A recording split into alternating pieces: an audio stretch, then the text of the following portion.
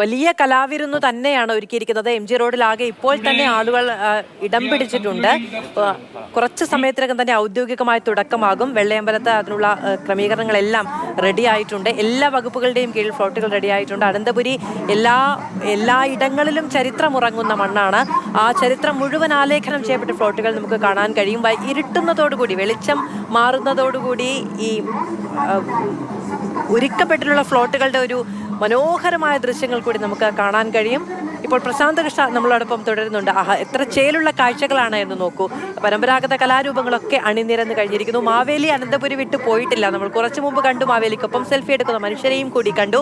അങ്ങനെ ഇന്ന് ഒരു കൊട്ടിക്കലാശത്തോടു കൂടി മാത്രമാണ്, അങ്ങനെ വന്നിട്ട് വെറും കൈയോടുകൂടി നമ്മൾ ആരെയും വിടില്ല. അനന്തപുരിക്കാർ അങ്ങനെ ആഘോഷത്തോടെ മാത്രമേ, ഒരു കൊട്ടിക്കലാശത്തോടു കൂടി മാത്രമേ ഓണത്തെ പറഞ്ഞയക്കാറുള്ളൂ. അടുത്ത വർഷവും വിപുലമായ സമൃദ്ധമായ ഓണാഘോഷത്തിന് വേണ്ടിയുള്ള കാത്തിരിപ്പ് തുടങ്ങുന്നത് ഈ ആഘോഷങ്ങൾ കൂടി കഴിഞ്ഞതിന് ശേഷമായിരിക്കും. അങ്ങനെ അനന്തപുരിയുടെ മണ്ണിൽ വീണ്ടും ഒരു ഓണാഘോഷത്തിന്റെ എല്ലാ ആഘോഷ പൊലിമയും നമ്മൾ കാണാൻ പോവുക തന്നെയാണ്. പ്രശാന്ത് കൃഷ്ണ നമ്മളോടൊപ്പം ചേരുന്നുണ്ട്. പ്രശാന്ത്, ഔദ്യോഗിക തുടക്കം എപ്പോഴാണ്?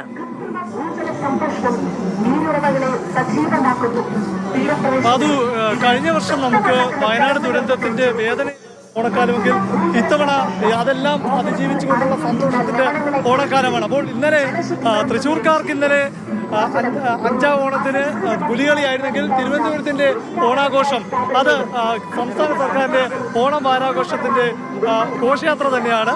ആ ഘോഷയാത്ര തുടങ്ങാൻ പോവുകയാണ്. ഗവർണർ രാജേന്ദ്ര അർലേക്കർ ഇപ്പോൾ അല്പസമയത്തിനകം തന്നെ മാനവീയം വീതിയുടെ പ്രധാന കവാടത്തിൽ ഫ്ലാഗ് ഓഫ് ചെയ്യും. അതിനുശേഷം നമ്മൾ ഈ കാണുന്ന ഓരോ നിശ്ചല ദൃശ്യങ്ങളും കലാരൂപങ്ങളും നീങ്ങി തുടങ്ങും. അത് 151 ദൃശ്യ വിരുന്നാണ് തലസ്ഥാനവാസികൾക്കായി മൊത്തം നമ്മുടെ ക്യാമറകളിലൂടെ ലോകമാകെയുള്ള മലയാളികൾ കണ്ടുകൊണ്ടിരിക്കുന്ന ഓണം വാരാഘോഷ ഘോഷയാത്രയുടെ ഒരുക്കമായി ഇവിടെ ഉള്ളത്. പൊതുമരാമത്ത് വകുപ്പിന്റെ നിശ്ചല ദൃശ്യം ഫ്ലോട്ടാണ് നമ്മൾ കാണുന്നത്.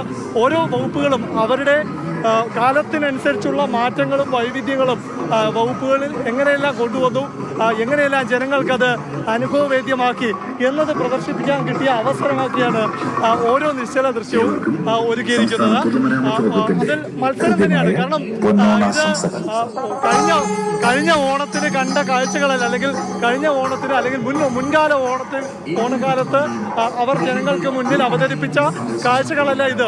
ഓരോ കാലഘട്ടത്തിനും അനുസരിച്ചുള്ള മാറ്റങ്ങൾ അവർ പ്രകടിപ്പിക്കുകയാണ്. അതിന്റെ ദൃശ്യരൂപങ്ങൾ തന്നെയാണ് ഇപ്പോൾ ഫ്ലോട്ട് എന്ന രൂപത്തിൽ ഇവിടെ ഒരുക്കിക്കൊണ്ടിരിക്കുന്നത്. ഇത് കാണുക, ഇവിടെ തലസ്ഥാനത്ത് ഈ ഘോഷയാത്ര കാണാൻ കാത്തിരിക്കുന്നവർ, അത് ഈ 3-ാം തീയതി മുതൽ ഇന്ന് 9-ാം തീയതി ഓണം വാരാഘോഷം കൊടിയിറങ്ങുന്നത് വരെയുള്ള ഈ ദിവസങ്ങളിലെ ഓണാഘോഷം പല പല കലാരൂപങ്ങളിലെ രൂപത്തിലാണെങ്കിൽ അവസാന ദിവസം ജനങ്ങളുടെ മുന്നിലേക്ക് എത്തുന്നത് ഈ വൈവിധ്യമാർന്ന ഘോഷയാത്രയാണ്. അതിൽ ഒരു കുറവും വരുത്താൻ വകുപ്പുകൾ തയ്യാറല്ല. അതുകൊണ്ട് തന്നെ ഓരോ വർഷവും ആ വ്യത്യാസം അവർ നടത്തിക്കൊണ്ടിരിക്കും. ഒരുപാട് പേർ ഇവിടെ നമ്മുടെ ഈ രാജ്ഭവന്റെ പരിസരത്തെല്ലാം വന്ന് കാത്തിരിപ്പോട്ട്. എവിടുന്നാ വരുന്നേ? കാട്ടാക്കടയിൽ നിന്നാണ്. നഗരത്തിൽ നിന്നല്ല, പുറത്തുനിന്ന് വന്നിരിക്കുകയാണ്. ഓണം വാരാഘോഷത്തിന് ഘോഷയാത്രയ്ക്കൊക്കെ സ്ഥിരമായി വരുന്ന ആളാണ്. വലിയ ആവേശത്തോടെയാണ് ഈ കാഴ്ചകളൊക്കെ കാണുന്നത്. നല്ല ആവേശമാണ്. എങ്ങനെയുണ്ട്? ഇഷ്ടപ്പെട്ടോ? അടിപൊളിയാണ്.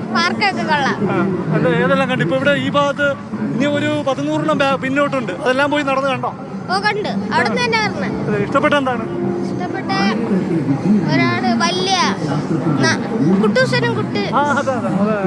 കുട്ടൂസന്റെ ഒക്കെ വലിയ കുട്ടികളായതുകൊണ്ട് തന്നെ അമർചിത്ര കഥയിലെ രൂപങ്ങളൊക്കെ ഇവിടെ ഈ ഇപ്പോൾ ഫ്ലാഗ് ഓഫ് ചെയ്യുന്നത് കാണാം. ഗവർണർ രാജേന്ദ്ര അർലേക്കർ മാനവീയ വീഥിയിൽ വെച്ച് ഓണം വാരാഘോഷത്തിന്റെ ഘോഷയാത്ര ഫ്ലാഗ് ഓഫ് ചെയ്യുകയാണ്.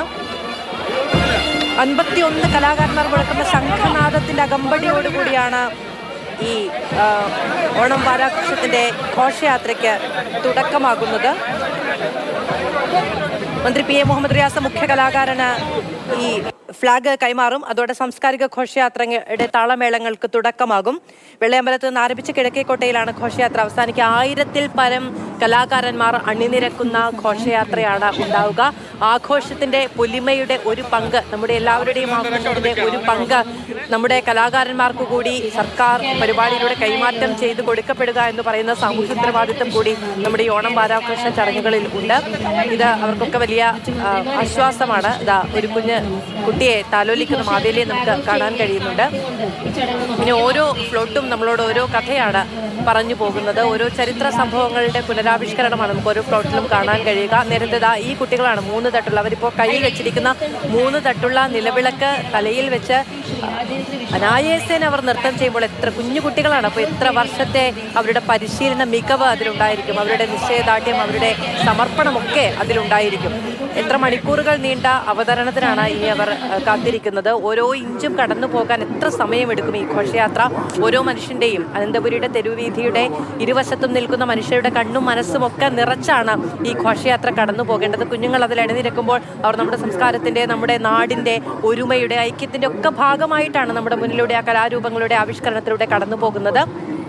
വയനാട് പുനരധിവാസ മേഖല, പരൂർക്കുന്ന് പുനരധിവാസ മേഖല അങ്ങനെ തന്നെ അവതരിപ്പിച്ചിരിക്കുകയാണ് ഈ ഫ്ലോട്ടിൽ. അങ്ങനെ വൈവിധ്യമാർന്ന വ്യത്യസ്തമായ ആശയങ്ങൾ അവതരിപ്പിക്കുന്ന ഫ്ലോട്ടുകളാണ് നമ്മൾ കാണാൻ പോകുന്നത്. നമ്മൾ കണ്ടിട്ടില്ലാത്ത മേഖലകളെ കൂടി നമ്മുടെ നാടിൻ്റെ പൈതൃകത്തിൻ്റെ ഭാഗമായി തൊട്ടറിയുക, അടുത്തറിയുക എന്ന് പറയുന്നതൊക്കെ ഈ ഓണം വാരാഘോഷത്തിൻ്റെ ഭാഗമാണ്.